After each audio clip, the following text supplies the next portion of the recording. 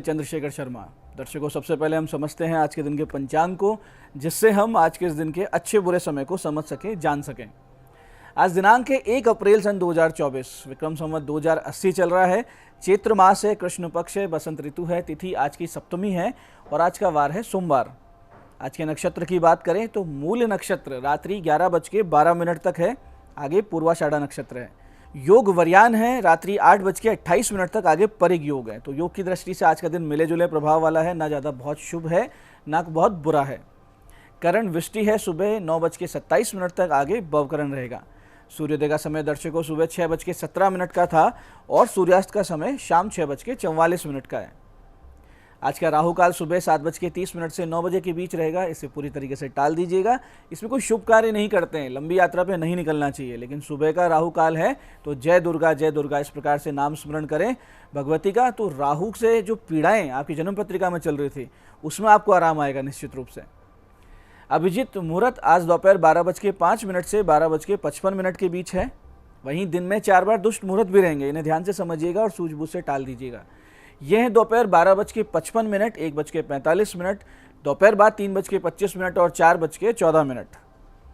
आज का दिशाशूल दर्शकों पूर्व दिशा में, तो पहली कोशिश तो यही कि पूर्व दिशा की यात्रा को आप टालेंगे, लेकिन जाना बहुत जरूरी है, अनिवार्य रूप से आपको पूर्व दिशा की यात्रा करनी है तो इसका एक परिहार करें।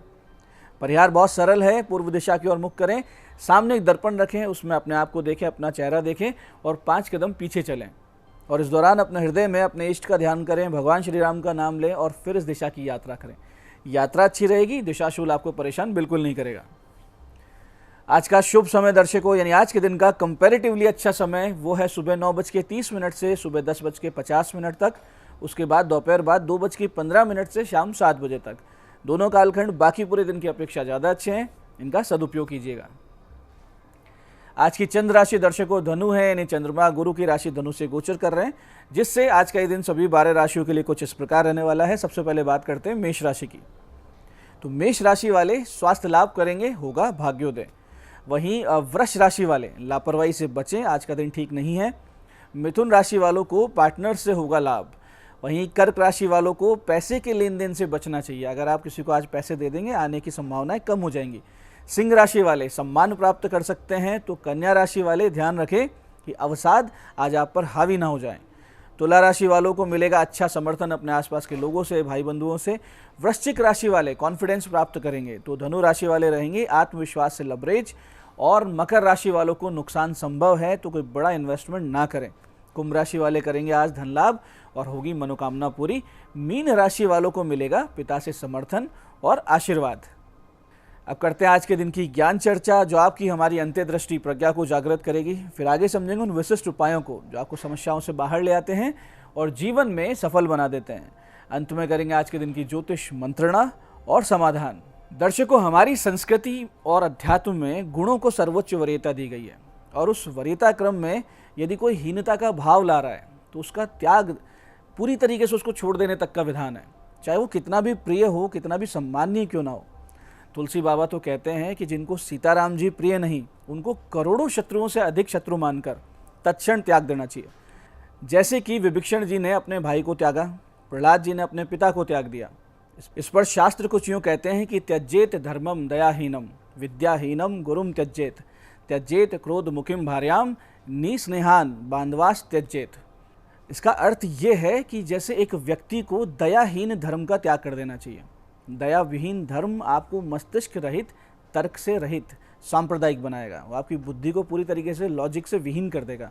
ऐसे ही विद्याहीन गुरु का त्याग कर देना चाहिए, क्योंकि गुरु शिष्य संबंध का आधार ही अविद्या का नाश और विद्या का अभ्यास है। ऐसे ही क्रोधी पत्नी का त्याग कर देना चाहिए, क्योंकि ये नरक समान जीवन जीने जैसा है। यही बात चरित्रहीन पति पर भी लागू होती है, अगर पति का चरित्र ठीक नहीं है तो उसका भी त्याग कर देना चाहिए। और स्नेह रहित संबंधियों का तत्क्षण त्याग कर देना चाहिए, क्योंकि रक्त संबंध से महत्वपूर्ण स्नेह के संबंध हुआ करते हैं। जो आपसे स्नेह करते हैं, चाहे वो बाहर के लोग हों, दूर के लोग हों, उनसे अपने संबंध प्रगाढ़ करने चाहिए, उनके प्रति पूरी तरीके से ईमानदारी बरतनी चाहिए।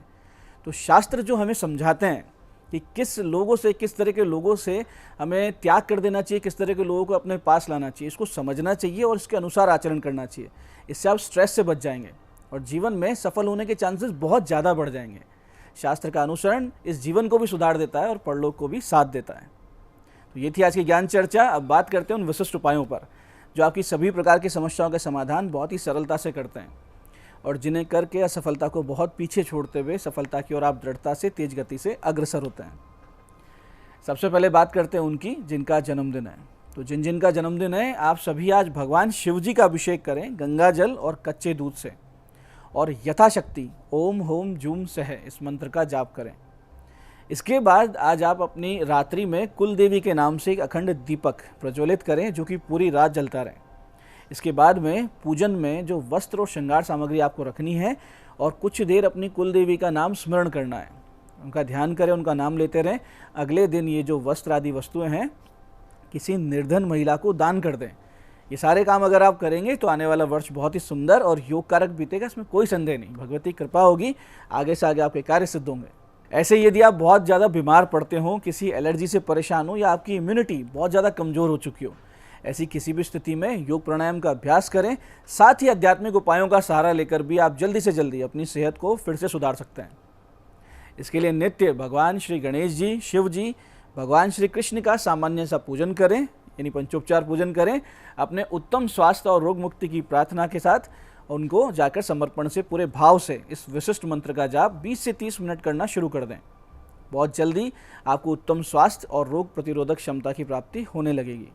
जो मंत्र करना है वो मंत्र इस प्रकार है, ध्यान से समझिएगा। सहस्त्राक्ष पुरी भेत्ता महामारी विनाशने शिवे शिवतमो भेत्ता बलाराति प्रपूजक है। मंत्र फिर से समझते हैं। सहस्त्राक्ष पुरी भेत्ता महामारी विनाशने शिवे शिवतमो भेत्ता बलाराति प्रपूजक है। पूरे भाव से कीजिएगा, भोलेनाथ का ध्यान करके कीजिएगा 20 से 30 मिनट रोजाना और देखिए आपके स्वास्थ्य में कैसे बहुत ही पॉजिटिव रिजल्ट्स आपको मिलने लगते हैं। ऐसे दर्शकों, बार बार जीवन में असफलता मिल रही हो, काम होते होते अटकते हो और आप हर स्थान से निराशा आपको हाथ लगती हो, ऐसी स्थिति में आपको योगेश्वर भगवान श्री कृष्ण की शरण लेनी चाहिए। इसके लिए नित्य माखन मिश्री या दूध से बनी मिठाई का भोग लगाएं, धूप दीप प्रज्वलित करें, भगवान श्री कृष्ण से अपने जीवन की समस्याओं से मुक्ति प्राप्त करने और आगे से आगे कार्य सिद्धि होती रहे ऐसी व्यवस्था करने की प्रार्थना करें। नित्य ध्यान लगाएं, पूरे मन से और पूरे ध्यान से 20 से 30 मिनट इस विशिष्ट मंत्र का जाप करें। मंत्र ध्यान से समझिएगा, ये मंत्र बहुत ही सटीक कार्य करता है। मंत्र है चंद्रो रवि शिवे शूली चक्री चेव गदाधरे श्रीकर्ता श्रीपति श्रीद श्रीदेवो देवकी सुते। फिर से समझते हैं। चंद्रो रवि शिवे शूली चक्री चेव गदाधरे श्रीकर्ता श्रीपति श्रीदय श्रीदेवो देवकी सुते। पूरे ध्यान से कीजिएगा इस मंत्र के भाव को पकड़ते हुए। बहुत ही शीघ्रता से आपके सारे कार्य सिद्ध होने लगेंगे और जीवन में असफलता तो बिल्कुल गायब हो जाएगी, आगे से आगे सफलता आके आपके चरणों को पकड़ने लगेगी। ऐसे दर्शकों, जिन लोगों का हृदय बहुत कमज़ोर हो, अकेले में या रात्रि में डर लगता हो, छोटी छोटी बात से घबराहट होती हो या आपको किसी प्रकार का फोबिया हो, जैसे ऊंचाई से डर लगना, भीड़ से डर लगना, पानी से डर लगना, ऐसी कोई भी स्थिति आपके साथ है तो भगवान नरसिंह जी का ध्यान और जाप आपको इस प्रकार की स्थिति से पूरी तरीके से उबार सकता है। इसके लिए आपको करना यह है कि नित्य भगवान गणेश जी और नरसिंह भगवान का पंचोपचार से पूजन करें, फिर ध्यान लगाएं, पूरे मन से पूरे विश्वास के साथ 30 मिनट इस मंत्र का जाप करें। ध्यान से समझिएगा, मंत्र इस प्रकार है। नारसिंहो महावीर स्तंभ जातो महाबले प्रहलाद वरदे सत्यो देव पूज्यो भयंकर। मंत्र फिर से समझते हैं। नारसिंहो महावीर स्तंभ जातो महाबले प्रहलाद वरदे सत्यो देव पूज्यो भयंकर। इसको पूरे मन से करें। कुछ ही दिनों में भगवान नरसिंह जी की कृपा कटाक्ष का आपको अनुभव जो है प्रत्यक्ष रूप से अपने जीवन में होने लगेगा और जो भय है वो आपके जीवन से कोसों दूर भाग जाएगा, इसमें कोई भी संदेह नहीं। तो दर्शकों, ये थे आज के विशिष्ट उपाय जो आपको समस्याओं से बाहर ला रहे हैं और आपकी मनोकामना पूरी कर रहे हैं। अब बात करते हैं आपके सवालों की। आपके सवालों में आज हमारे पास जन्म पत्रिका आई है हमारे दर्शक गौरव जी की। 26 जून 1981 का जन्म है, सुबह 5:48 जोधपुर। राजनीति में कोई संभावना है क्या, इनका प्रश्न है। देखिए गौरव जी, मिथुन लग्न और मीन राशि की जन्म पत्रिका आपकी, जिसमें लग्न में सूर्य और बुध राजयोग का निर्माण कर रहे हैं, बुद्धादित्य योग, तो वहीं आपके चतुर्थ दशम का आपसी दृष्टि संबंध गज केसरी योग बना रहा है। तो इसके लिए आपकी कुंडली राजनीति बहुत अच्छी आपके लिए रहेगी और राजनीति में आपको निश्चित रूप से जन्म पत्रिका भेजेगी, लेकिन आपको मेहनत बहुत अतिरिक्त रूप से करनी पड़ेगी क्योंकि आपका लग्नेश जो है वो अस्त है। तो आप बुध के जप करवा लीजिए, एक पन्ना गले में पहन लीजिए, दशा आपकी अभी ठीक चल रही है तो आपको सपोर्ट सिस्टम बनने लगेंगे। आज की दूसरी पत्रिका ये हमारे दर्शक शिवम जी की 17 नवंबर सन 2003 का जन्म है, सुबह 9:57 दिल्ली। अब्रॉड चांसेस हैं क्या, कब हैं, ये इनका प्रश्न है। देखिए शिवम जी, आपकी धनु लग्न और सिंह राशि की जन्म पत्रिका है, जिसमें भाग्य का स्वामी सूर्य, कर्म का अधिपति बुध और आय का मालिक शुक्र, ये तीनों द्वादश भाव में होने से आपका विदेश जाना तय है। इसके प्रबल योग जून जुलाई 2024 में बन रहे हैं, तो आप तैयारी कीजिए इसकी। आज की तीसरी पत्रिका ये है हमारी दर्शक स्वाति जी की। 28 अगस्त 1987 का जन्म है, सुबह 11:03 बीकानेर। प्रमोशन योग कब तक हैं, इनका प्रश्न है। देखिए स्वाति जी, आपका तुला लग्न और कन्या राशि की जन्म पत्रिका, जिसमें एकादश भाव यानी आय भाव में सूर्य बुध मंगल की युति बहुत अच्छा राजयोग और धन योग बना रही है। आपके अभी प्रमोशन का योग चल रहा है, जो कि इसी अप्रैल महीने तक रहेगा, और ये चूकने के बाद में फिर 2027 में ही आपको योग बनेगा। तो इसका पूरा सदुपयोग कीजिएगा। बुध के जब करवा लीजिए और एक पन्ना पहन लीजिए, ताकि कोई अड़चन ना आए आपको। तो ये था आज का पंचांग, आज के विशिष्ट उपाय और ज्ञान चर्चा। मैं पंडित चंद्रशेखर शर्मा ये आशा करता हूँ कि बताए उपायों को सही विधि, सटीक समय, अटूट श्रद्धा से करके आप पूरा लाभ उठाएंगे, और जो ज्ञान चर्चा, जो सत्संग हमने किया है, इसे अपने जीवन में उतारेंगे। धीरे धीरे आपका जीवन शिवमय, सत्यमय और आनंदमय होता जाएगा। मैं महादेव से प्रार्थना करता हूँ कि जब आप हमारे बताए हुए उपाय करें तो आपके कष्टों का निवारण अवश्य हो और मनोकामना पूर्ति निश्चित रूप से हो। कार्यक्रम में बने रहने के लिए बहुत बहुत साधुवाद। भगवती आप सबका कल्याण करे। जय आदिशक्ति।